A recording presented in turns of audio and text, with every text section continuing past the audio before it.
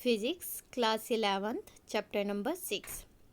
आज का हमारा टॉपिक है difference between elastic and elastic collision.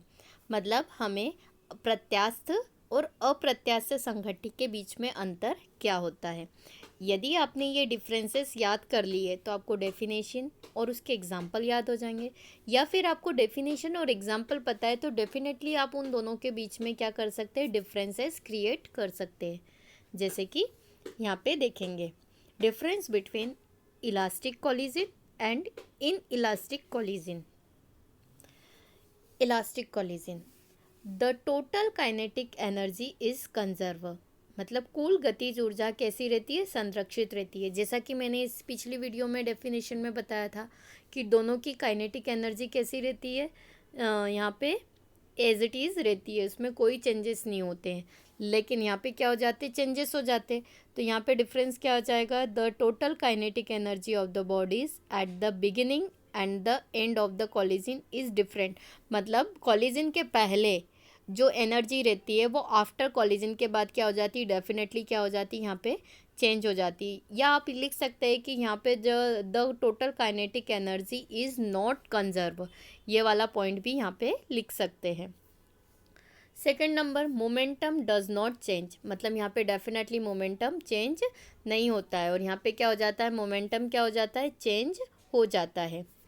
No conservation of energy take places. मतलब यहाँ पे एनर्जी किसी भी फॉर्म में चेंज नहीं होती है। क्यों नहीं होती, क्योंकि यहाँ पे क्या है, दो गतिज ऊर्जा मतलब काइनेटिक एनर्जी कैसी, कंजर्व है, जितनी है वो एज इट इज़ ही रहती है। लेकिन डेफिनेटली जब एज इट इज़ रहती है, इसलिए यहाँ पे एनर्जी किसी भी ट्रांसफॉर्म में चेंज नहीं होती है, वो कोई रूपांतरण नहीं होता है।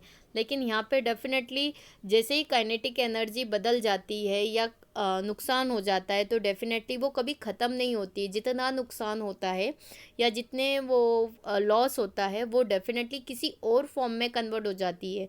किस किस में, जैसे देखिए kinetic energy is change into the other energy such as sound या फिर हीट एनर्जी। जैसे हमने पिछली वीडियो में देखा था कि वहाँ पे वो थर्मल में, साउंड में, मटेरियल में अलग ही किसी फॉर्म में भी चेंज हो सकती है। तो यहाँ पे जितनी एनर्जी का नुकसान होता है वो किसी और फॉर्म में क्या हो जाती, चेंज हो जाती है, और यहाँ पे इसमें कोई चेंजेस नहीं होते हैं। Highly unlikely in the real world as there is almost always a change in energy. मतलब इस तरीके की वास्तविक दुनिया में अत्यधिक संभावना नहीं है कि, क्योंकि ऊर्जा में लगभग हमेशा परिवर्तन होता है। ऐसा हम इमेजिन कर रहे हैं कि इलास्टिक कोलिजन में कोई ऐसे नुकसान नहीं होता है, बट दुनिया में ऐसा पॉसिबल नहीं है कि जब भी कोई दो वस्तुएं या दो ऑब्जेक्ट आपस में टकराती है या कोलिजन होता है तो उसमें डेफिनेटली 99.9 एनर्जी चेंज होती है। बट 1% हम चांस लेके चलते हैं कि अगर एनर्जी में कोई चेंजेस नहीं होते हैं या कोई नुकसान नहीं होता है तो वो कौन सा एग्जाम्पल हो जाएगा हमारे लिए, इलास्टिक कोलिजन हो जाएगा। यहाँ पर हो जाएगा this is the normal form. ये क्या है, हाईली अनलाइकली। यहाँ पे क्या हो जाएगा, this is normal form of collision in the real world. ये वास्तविक दुनिया का एक सामान्य रूप है। जो नॉर्मली इस दुनिया में जितने भी कोलिजन होते हैं वो 99.9 इस फॉर्म के ही होते हैं। An example of this can be swimming ball और a spacecraft flying near a planet but not getting affected by its gravity in the end. मतलब इसका एक उदाहरण झूलते हुए गेंद या किसी ग्रह के पास उड़ने वाला अंतरिक्ष यान हो सकता है, लेकिन अंत में इसके गुरुत्वाकर्षण से प्रभावित नहीं होना चाहिए। मतलब अगर हम अंतरिक्ष में से कोई पर्सन या एयरक्राफ्ट नीचे स्पेस की तरफ आता है तो उसकी ग्रेविटी में कोई चेंजेस नहीं होते हैं।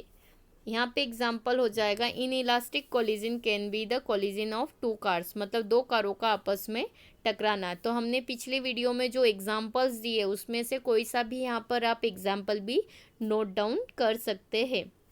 तो आज इस वीडियो में हमने क्या देखा कि इलास्टिक कोलिजन और इन इलास्टिक कोलिजन के कुछ डिफरेंसेस देखे।